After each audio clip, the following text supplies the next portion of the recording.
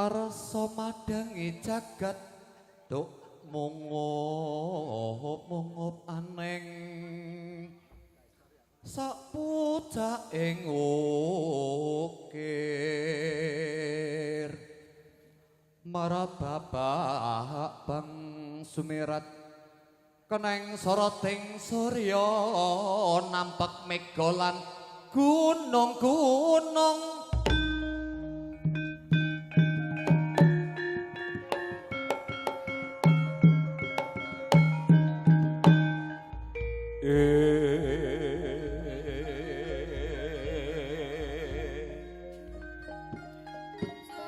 Nuwun amin pasangan lemat tapi sinabetang lolo deni meyang lor sarik mugi dumawahna ing tawak-tawak. Winirane dudu kama gyane panas saking siku dadaning Gusti Kang Ordeng dumati. Kaperwangan kedhok kanggo tunggal. Kinara mahargiya dumateng panjenenganipun ingkang manggugarsa. Mugi Gusti ngejabahi para madya ing usana tansah dipun seka basul kang rupindo ing samika.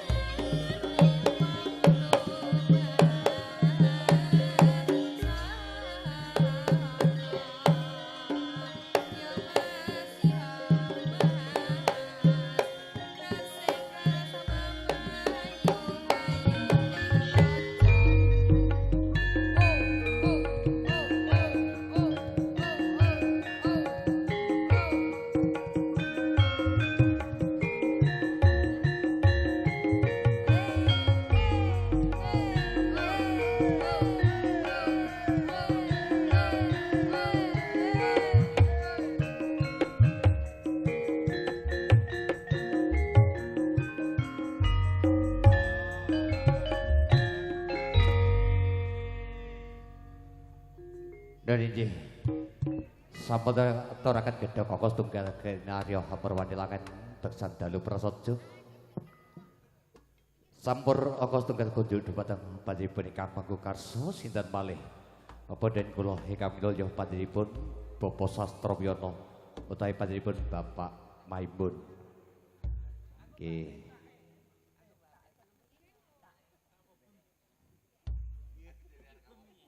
Ora usah kuwatir. Nggih. Sawetawis panjenenganipun Bapak Sastroyono utawi panjenenganipun Bapak Maimun.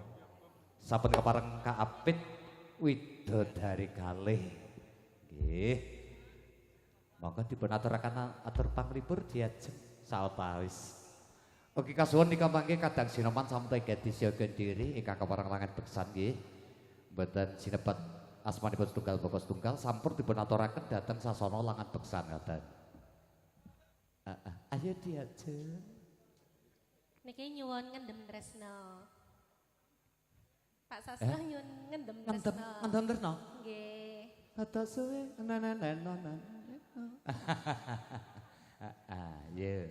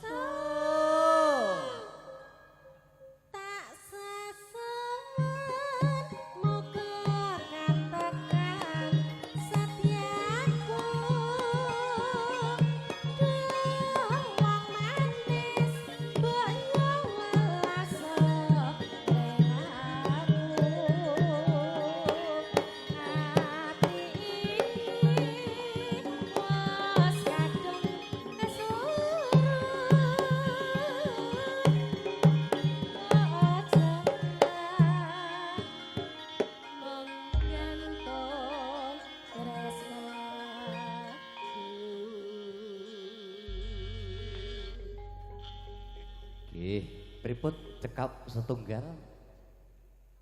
Nggih, cekap setunggal nggih. Sampun katuraken atur panglipur kagem panjenenganipun ingkang mangkarsa. Kasuwun kanthi sanget Kadang Sinawan Krida Utama nggih. Samata Gedi langsung kewala tumuju ing sasana Langan Beksan. Jengaripun para Kadang Sinoman yen Cinandra kadya prajurit Mataram. Monggo Kadang Sinoman sampur dipun aturaken dhateng sasana Suka, sasana Langan Beksan. Mas Rosanto. Iya. Kang Karman.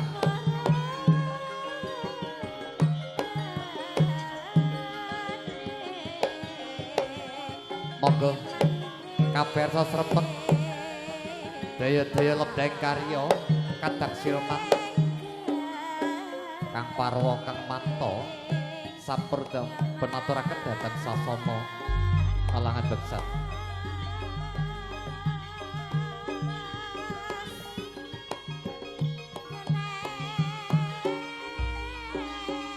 Ayo Sinomane yo. Sinoman miwiti karo mungkasi kok.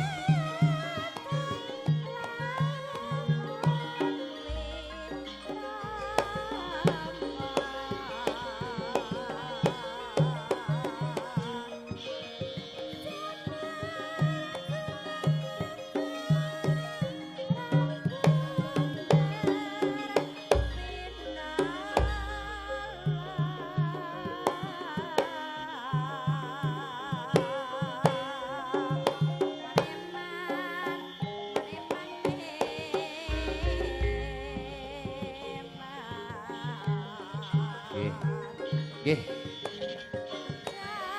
Pripun sampun tekap?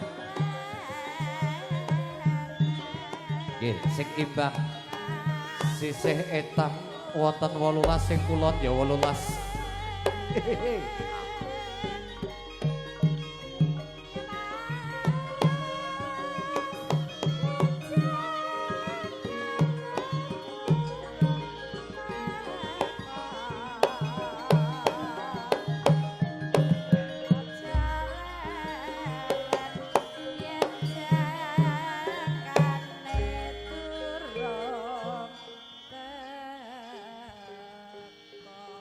Nggih.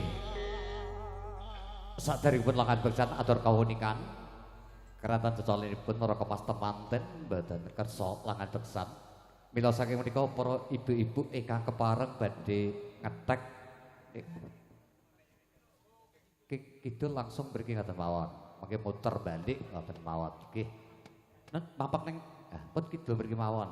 Nggih, para ibu-ibu nika calonipun Naraka Mas Aji temanten mboten kastinggalih Langan Beksan. Mila saking menika ibu-ibu bilih kepareng ngetek nika mbayari kunjuk dhateng panjenenganipun Kang Karsa tepanjenenganipun Bapak Maimun Samekta Gati siaga diri arta cering bepilih wonten ya 10-an ya gelem. Nggih. Sates monggo keparengipun nyuwun gedheng napa. Halo. Eleng-eleng mandhap tolak balak. Ser.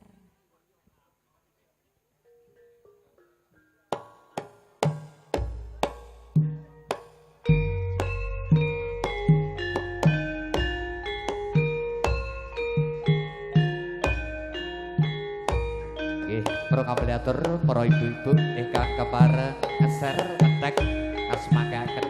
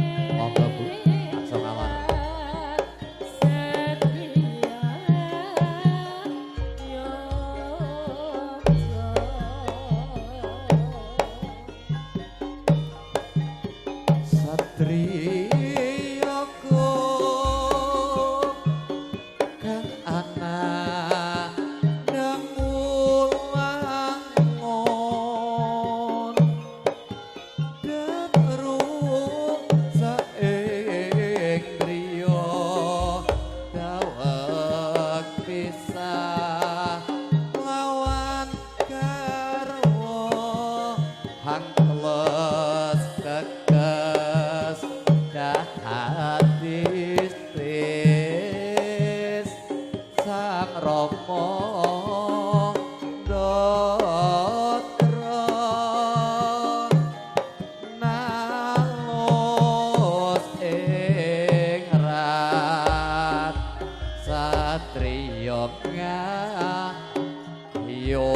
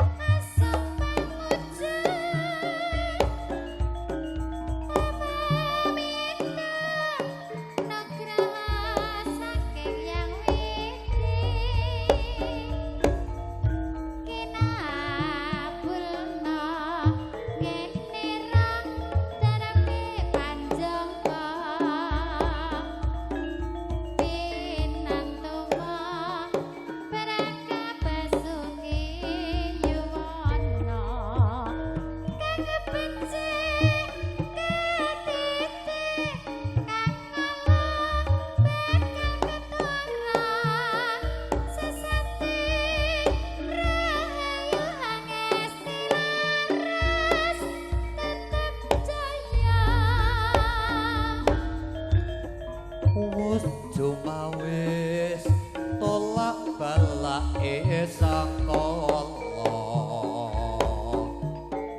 dosen nyai hang recik nata sesaji nyuwun donga mugi paringa raharja hanggen kita budaya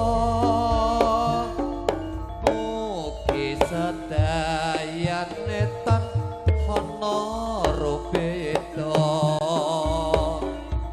mugi sedaya kalis ing sambikala kang becik ketitik kang Allah bakal ketara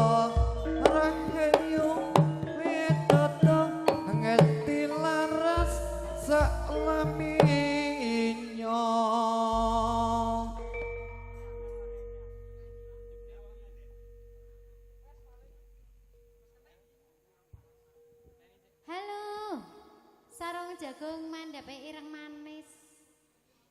Ser.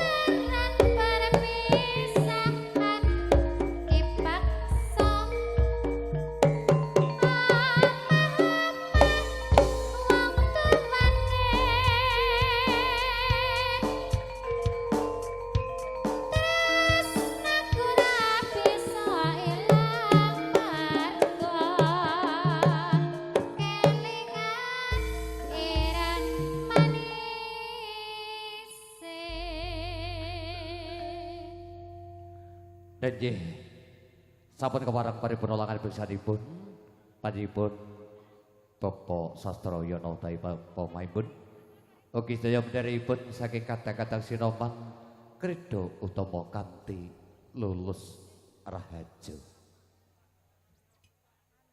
wondene sampur pakurmatan angka kalih nika mengke kunjuk dhumateng pepundhen kula pangarsa dalem Desa Gempol Bapak Kades setunggal angka kalih ugi mantan Kades Desa Gempol Pak Susilo ada nggih kedhok angka kalih kasut berkahipun nika kadang saking Sukowiyono Pak Surip kasuwun berkahipun gedhok angka kalih monggo Pak Surip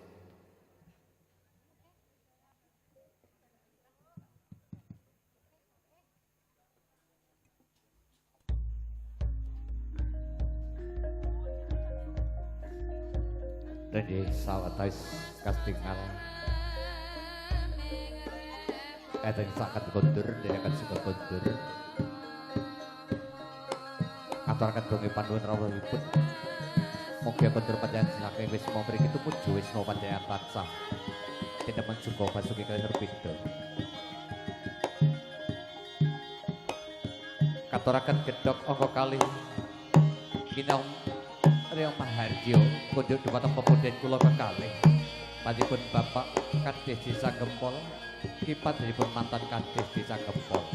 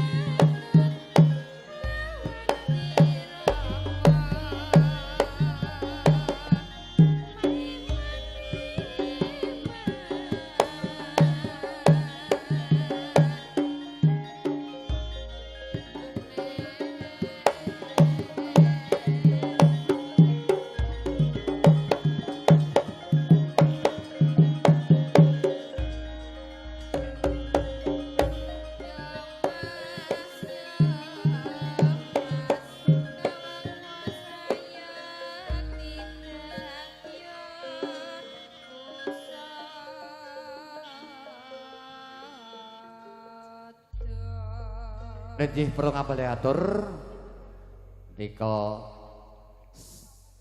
pakurmatan sampur kunjuk dhumateng pepundhen kekalih monggo Pak Gus mepanahipun Bapak Kades Jateng Bunti ki panjenenganipun Bapak mantan Kades Desa Gempol apanahipun Jateng Bunti ngaten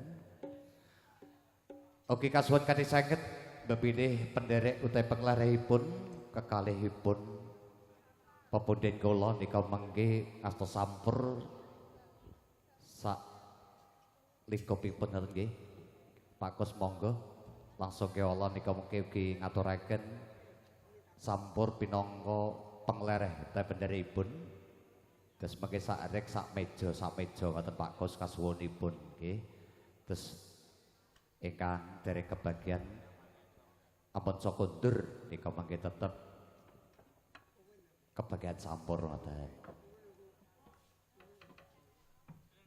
Nggih, bepilih wonten Bapak Kades wonten panjenengan panglipur kasepangkaaken. Monggo diajeng nyuwunipun napa?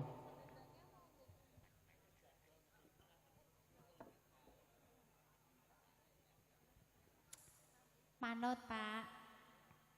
Ya sing gawekne kono. Iya. Heeh. Pak Kades ki biasane kesenengane gala-gala.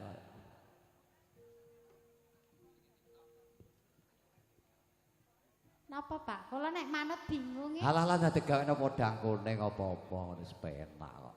Apa kubu asmara. Apa putri gunung. Sing penting ndang cak-cek kono wis. Oke. Iya, oke, ya siap.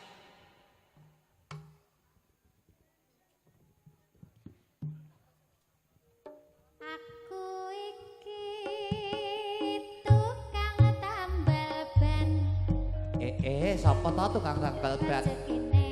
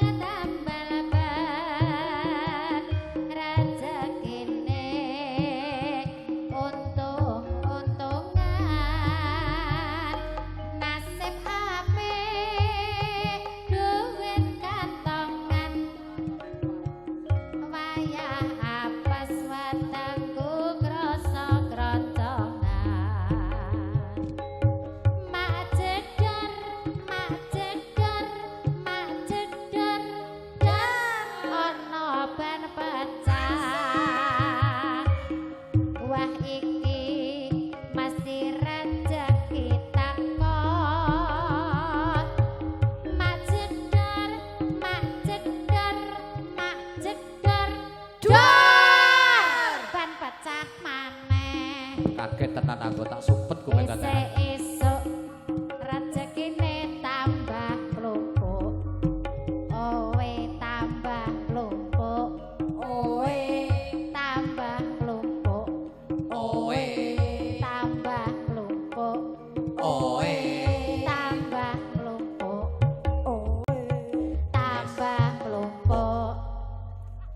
Tambah plumpuk. mak jedor. Tambah plumpuk. Aku iso jundil tenan to ya.